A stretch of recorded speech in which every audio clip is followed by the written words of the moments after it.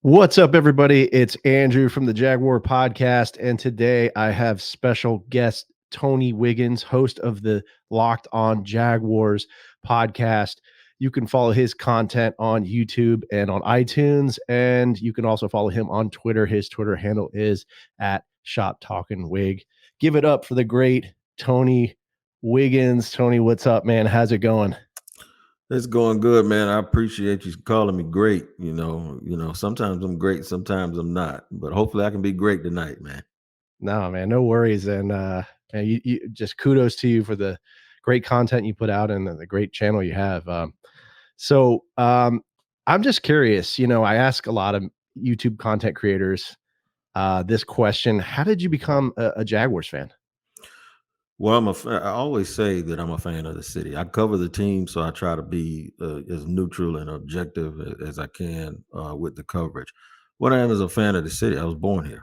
I didn't always grow up here, but it's where I call home. It's where I spent the majority of my time. Now that I'm getting older, there was a point in my life when I was maybe 38. I probably could say I split time. It was half and half, but now that I'm 54, I have spent the majority of my life in Jacksonville, and I've been back here for 25 years now. So I'm a real big fan of the city. I hate some of the narratives that are always put out about Jacksonville and, the team is moving here, the team is moving there, and the fans don't support.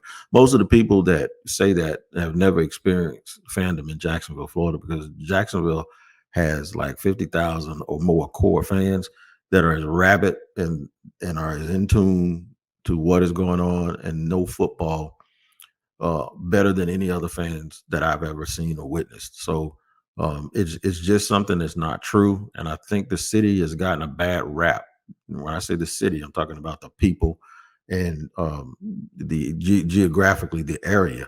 They've gotten a bad rap because in the past, the Jaguars have been an incompetent football team. And I challenge them to take this team and put them anywhere over the last 25 years. In whatever metropolis you want to put them in. I challenge anybody to tell that lie that things would have been different, because it's not true. I agree. And, I feel like the team doesn't get a lot of respect, in the TV market as well. I mean, you just see with some of the rankings, especially with Trevor Lawrence, being ranked, what was it, like 96 or something? And then the O-line getting rated 31st, and I just feel like they get a lot of hate, but don't mess with our fans on Twitter. That's all I could say. Yeah. Well, some of that, I don't clarify. I agree with you in general, but I don't clarify some of that as hate. I try to take everything individually. And if we look individually, Trevor was voted where he was voted because of the players. Right. So you could say the media and the images and the perception and the words that they put out may have affected the players' ears, because all players haven't played him yet and they haven't seen it yet. That'll change. That'll change. And, none of that stuff scores points, doesn't get touchdowns. So at the end of the day, football is about blocking, tackling, execution, and of course, talent. But I think with winning, everything changes. And hopefully they'll have a chance to start winning more games sooner or later. Yeah, I mean, I think there's definitely a pretty good chance, especially given last year, really a surprise season there. It looked like things were going kind of bad, and then, after that Denver game, things kind of turned around, and we started winning games. And what do you know? We're in the playoffs and in the divisional there, and hopefully we get back there and we beat Kansas City. But I know you've been down at training camp this week. How's it been going? It's been going well, man. You always have to put the caution lights on and not get too excited about what you see. But in comparison to the teams in the past, and I include the good teams that I've seen in camp, I saw those Jack Del Rio, Maurice Jones-Drew teams that went to the playoffs, because I've been covering the team for a while. I saw the 2017 team as well as the 2018 team that we believe was still talented. Comparing this team to those teams physically, they're faster. Not just speed and spots, like all of the wide receivers can run like the wind. Yeah. All of the running backs can run like the wind, not just a big guy. And sometimes in the past, the team was built. Okay, we need a guy for this. We need a guy for this. We need just like filling these squares in, right? Yeah. Now, what it seems like they're doing is just athletic traits. The more big, fast guys we get, the better we'll be, and that's nothing new. People want to have words for it, analytics, and all of this. Tom Landry and Tex Schramm and Gil Brandt did that back in the 60s with the Dallas Cowboys. They just said if we continue to follow this model of big, fast, strong, and we just coach them up, eventually we'll be better than everybody else. And they were almost better than everybody else. They weren't better than the Steelers, but still, they have their way of doing things, and you're starting to see it in the athleticism and the speed.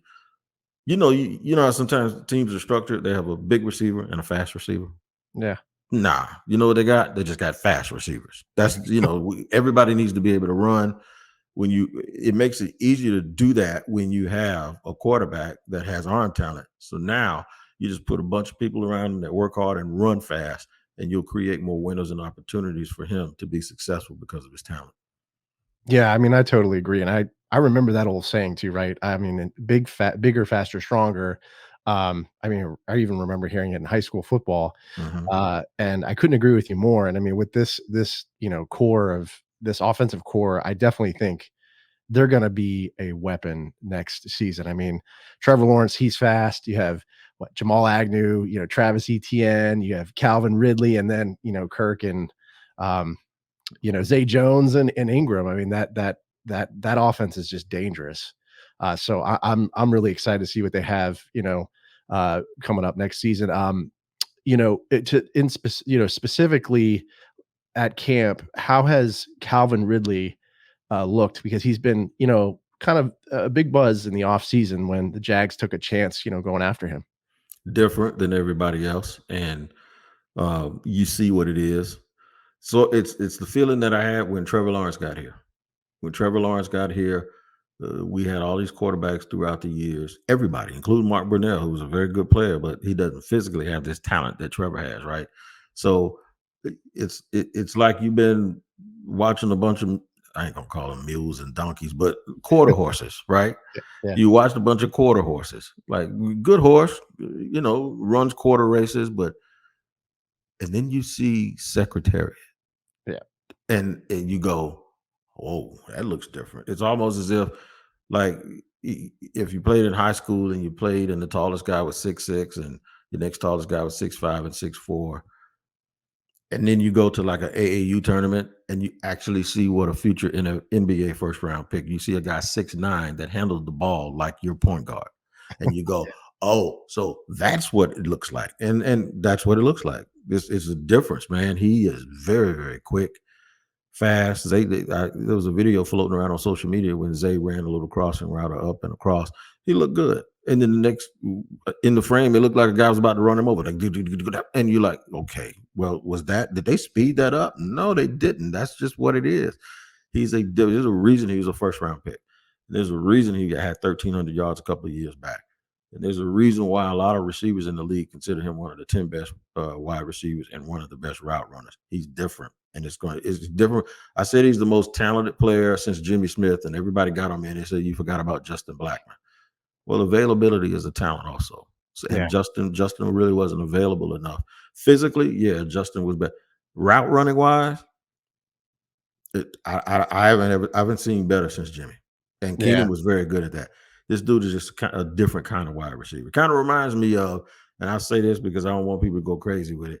He kind of reminds me of AB, Antonio Brown. Like when you see it, you go, "Damn, that's the difference." Yeah. Hopefully a little more grounded, but Yeah, yeah. Well, we ain't talking about that. We just talking yeah. strictly about football. We ain't talking about all Yeah. the other stuff, right? Yeah, exactly. I mean, to go back to the route running though, I mean, he is one of the best, if not one of the best route runners I've Mhm. seen, like you said, since Jimmy.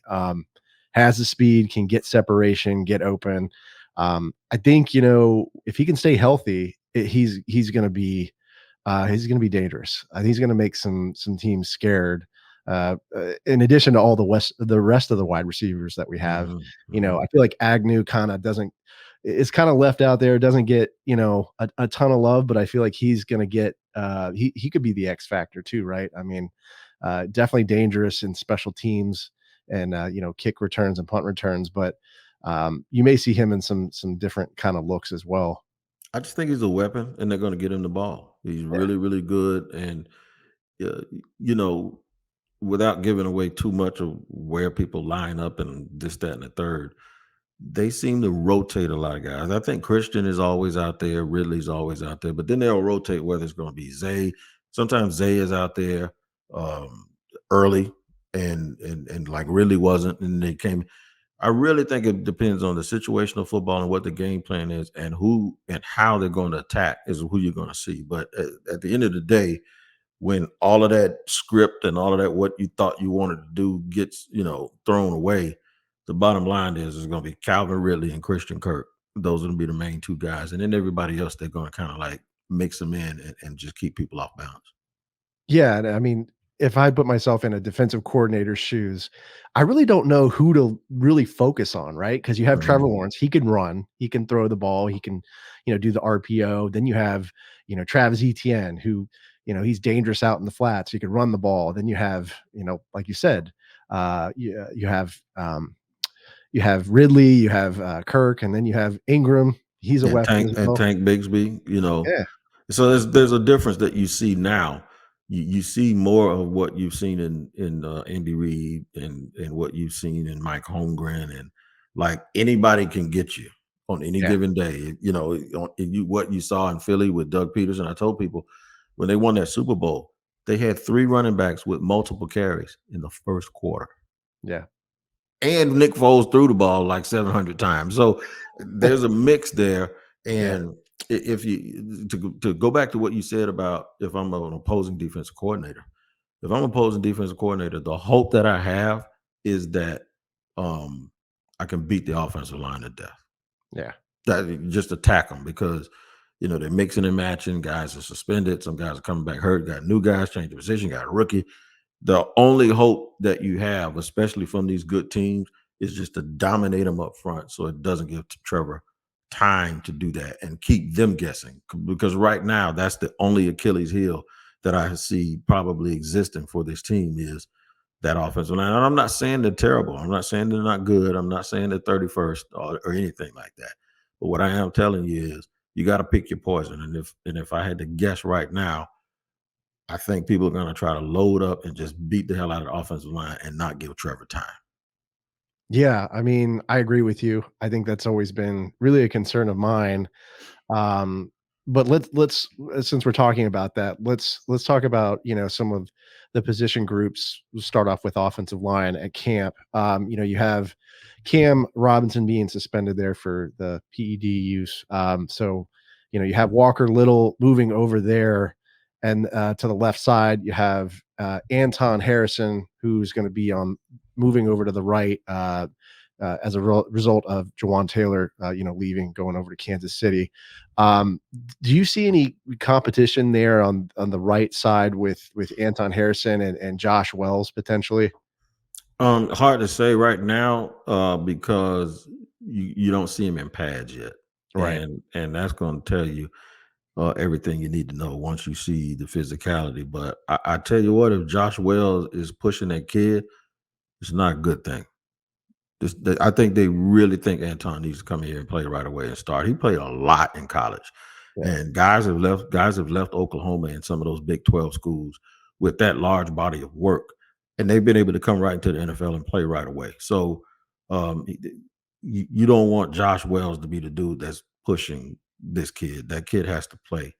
Doug Peterson said yesterday that obviously when they line up, Walker Little's been at left tackle with Shatley at guard. They're also going to play. I don't think Cam's ready to go yet physically, and you probably won't be till the end of camp if he is. And then he's got that suspension, but he said they're going to work Walker Little some at guard too, and that has to be in anticipation of Cam Robinson coming back in Week 5 and starting and Walker Little moving inside. That it has to be, even with Ben Bartch coming back, it has to be because Cam Robinson is a $22 million cap hit. You can't have a $22 million cap hit standing as a healthy non-starter on the sideline because that still bodes poorly for your team building. Wow. So you see Walker Little moving to the inside at left guard because of Barch. Barge, being on the pup list, right? So, When Cam comes back. If they want to get their best five, I think their best five looks like starting from left going right. I think it's Robinson, Walker, obviously Fortner and Sheriff, and then Anton Harrison at right tackle. To me, that and if somebody else comes in and wins the job, they're gonna probably, hey, I'm sorry, you got to put the best people out there. But for me, in terms of what we want to happen and their team building and where their investment lines up, and you always hope that those things line up. If they don't, you can't force it. I think that's it. Cam Robinson has never in his life played anything else up left tackle. And so people always go, well, move Cam to left guard. I looked him dead in his face one day and I asked him, and he was drinking something, some Gatorade or something, and he just turns to me and goes, no. So in the question I asked him, I said, have you ever in your life played left tackle? He said, I mean, anything other than left tackle? He goes, no. So, that speaks volumes. I mhm, think he's a better left tackle than Walker Little. And I don't think Cam Robinson is great. I think Walker Little may have a little bit of a higher ceiling, but we haven't seen it.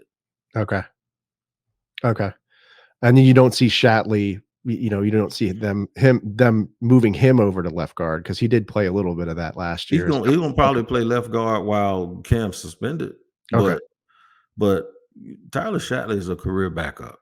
Ain't nothing wrong with that. You can play 10 years in the NFL and make $2 million a year and then have $20 million. I spoke to him the other day, talked to him a little bit off the record about Clemson and Florida State because he went to Clemson and I like Florida State. But this ain't personal.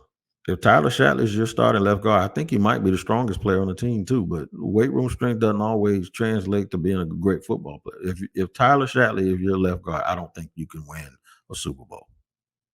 okay. That's fair. Let's switch it up and go defense. You know, the edge position has been kind of an interesting one to me. Mhm. Josh Allen, the last year of his contract. You have Caleb Chason, who had his 5th-year option, canceled. So, and then you have Trayvon Walker, who's had a I think a decent rookie year. Do you see, and then you have Yasir Abdullah, we had him on the show a couple weeks ago.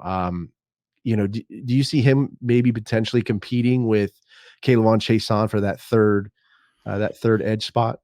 I think George Smith is probably somebody that he came back off an injury last year. He was a 4th round pick. I think you have to go there first. And you go at 6'7", 250, highly productive in college. Started out in the SEC and then transferred out because of some disciplinary stuff, not because of play. And I think you go there first. I think Abdullah is someone you look at and you see what it looks like once they get the pads on. Because the way they run their defense, there's a lot more to it than just sacking the quarterback. There's edge setting, and that's why Trayvon was better in their eyes than he was in the eyes of fans, because fans just look at stats. And some analysts, they just look at numbers, and then they look at Aiden Hutchinson, but they don't look at the total impact of the game. I'll give you a perfect example. Yannick Ngakoue is like top 10 in sacks, pressures, and forced fumbles since he's come into the league. But you know why? They say he doesn't do all of this other stuff, so that's why they won't pay him. Well, all of the stuff they say he doesn't do, Trayvon does it. So now he just has to get some of those sacks and figure it out a little bit. And with Josh Allen, it's perplexing for me because I know that they don't believe Josh is a number one. I think they believe he's a number two, a very good number two. And when Doug Peterson was asked, it was either before the draft or before the combine or something, they asked him, what's the main thing that needs to improve? He didn't even hesitate. He said pass rush.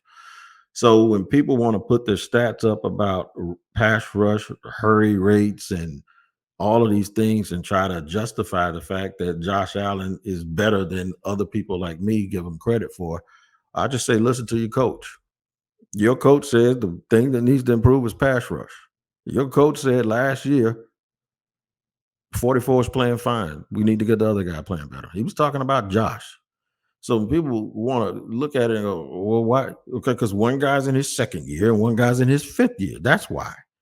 And you don't see TJ Watt, Myles Garrett, Nick Bosa. You don't see them dudes playing on their 5th-year option. They get extended way before that. Yeah.